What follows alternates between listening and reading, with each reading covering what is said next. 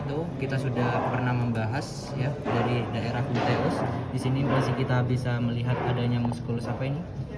Iliacus. Terus kalau ini yang Psoas psoas major. major. Jadi keduanya ini disebut muskulus. Oke, kemudian jangan lupa juga ada muskulus psoas minor ya, yang bawah ini. Yang ini. Ya, ini kranialnya, ini yang kaudalnya. Kranial ditandai os patella. Otot yang seperti segitiga ya. Ya, tensor fascia lata, kemudian ada fascianya, fascia lata femoris. Oke, kita beralih lagi gluteofemoral medial. Di sini sisi kranialnya kita bisa melihat adanya muskulus quadricep, ya quadricep, di mana di sini terlihat dua dari quadricep itu. Yang dia paling kranial ini disebut sebagai musculus rectus femoris, ya, di mana origonya berada di os coccyx.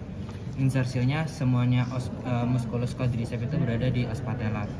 Semakin ke kaudal kita bisa melihat adanya musculus vastus medialis yang hanya terlihat dari sisi medial.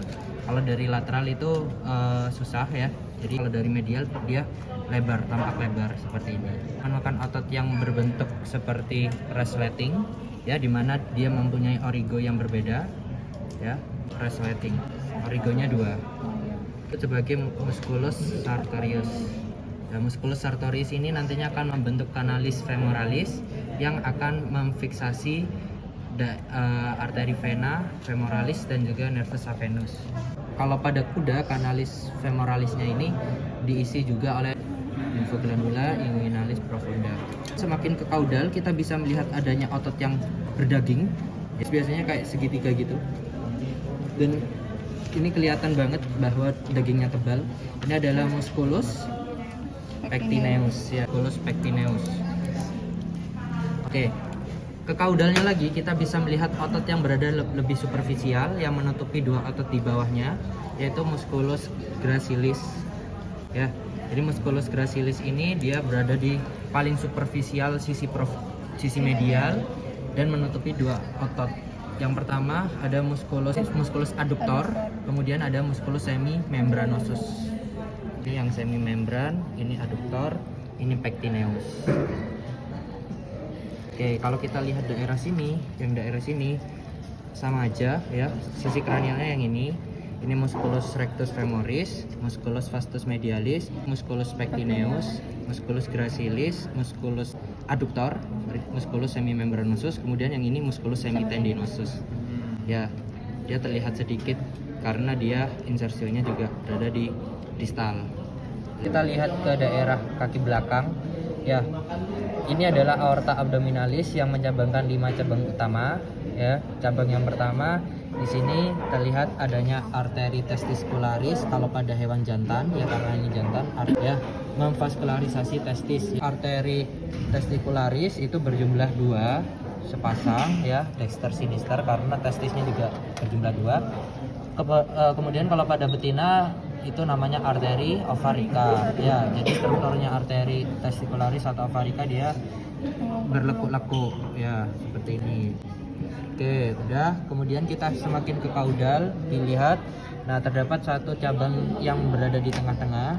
Ini adalah arteri mesenterica caudalis yang memvaskularisasi rektum ya, vaskularisasi rektum.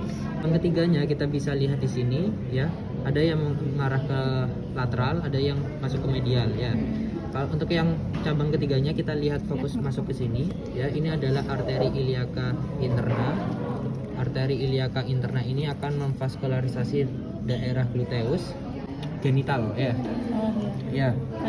Arteri iliaca interna bercabang menjadi 3. Yang pertama ya, berarah ke kranial ya, cabang ke kranial, dia menuju ke foramen ischiadica mayor, di mana dia bercabang menjadi arteri gluteus cranialis. Kemudian yang ke kaudalnya bercabang menuju ke foramen ischiadica minor ya, nggak seberapa jelas sih sebenarnya. Di dorsal penis ya, vaskularisasi dorsal penis, ini cabang dari arteri iliaca interna.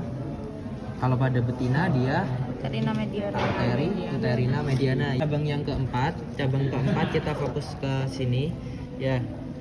Iliaca interna tadi jumlahnya 2 juga ya, dexter sinister. Kalau yang eksterna dia juga sama 2 sini Ya, cabang dari arteri iliaca externa itu ada dua. Yang pertama, arteri circumflexa iliaca profunda, ya, dia memvaskularisasi daerah lateral abdomen dan juga musculus tensor fascia lata. Ya. Kemudian untuk cabang yang kedua, kita bisa lihat di sini dia memvaskularisasi daerah juga lateral abdomen, salah satunya ini musculus rectus abdominis dan juga musculus obliquus yang berada di abdomen, ya, makanya lateral ya. Nah, cabang yang kedua ini yang disebut sebagai arteri femoralis profunda. Ya, truncus pudenda epigastrica terdiri dari dua kata, pudenda dan epigastrica. Kalau pudenda itu pasangannya eksterna, ya, epigastrica pasangannya caudalis. Arteri femoralis profunda ini bercabang lagi menjadi dua, ya. Cabang yang pertama ini disebut sebagai truncus pudenda epigastrica, di mana truncus pudenda epigastrica ini bercabang lagi menjadi dua. Untuk cabang yang pertama dia mengarah ke lateral abdomen, yang ini disebut sebagai arteri epigastrica caudalis, ya, mengarah ke daerah lateral abdomen. Kemudian untuk yang ke kaudal ini disebut sebagai arteri pudenda externa, di mana arteri pudenda externa kalau pada jantan dia akan memvaskularisasi skrotum. Kalau pada hewan betina dia memvaskularisasi glandula mame, ya. Tapi dia akan berubah nama penyebutannya menjadi arteri mammarica. Cabang yang kedua nih, cabang yang pertama ini, yang kedua menjadi arteri femoralis medialis, ya. Femoralis medialis. Iya. Externa ada dua, arteri circumflexa iliaca profunda dan juga arteri femoralis profunda. Arteri femoralis profunda dia akan bercabang jadi dua. Yang ini yang akan bercabang lagi menjadi dua, menjadi epigastrica caudalis dan arteri pudenda. Oke, kemudian untuk cabang kedua Circumflexa femoralis medialis. Arteri circumflexa femoris medialis yang dia akan memvaskularisasi atau dia akan keluar ke daerah aduktor, ya. Yang empat udah ya. Cabang kelima yang terakhir ini adalah arteri femoralis yang memvaskularisasi daerah femoral, ya, daerah medial, ya. Nah, arteri femoralis ini akan bercabang menjadi 4 cabang utama. Yang pertama kalian bisa lihat di sini, arteri yang cabang pertamanya mengarah ke daerah musculus quadriceps femoris, yang dimana di lateral juga terlihat ini adalah arteri circumflexa femoris lateralis, ya. Kalau dari lateral coba ditunjukkan mana? Nah, yang ini arteri circumflexa femoris lateralis. Cabang keduanya dia kita bisa lihat, ya. Ini aja gampang. Nah, ya, cabang pertama ini kan tadi, ya. Dia paling gampangnya adalah menuju ke rectus, ya. Antara rectus dan vastus medialis dia masuk ke sini. Ya, untuk cabang yang kedua kalian bisa lihat di sini arah ke daerah distal cruris, ya. Ini adalah arteri savena. Arteri savena. Yang dia akan berjalan bersama dengan vena savena juga. Nervus savenus. Kemudian untuk cabang yang ketiga, kalian bisa lihat di sini. Yang ini, ya. Dia mengarah ke kranial, ya. Kranial. Cabang pertama ke kranial, yang kedua ke kaudal, yang ketiga ke kranial lagi. Ini mengarah ke daerah genu, persendian genu, ya.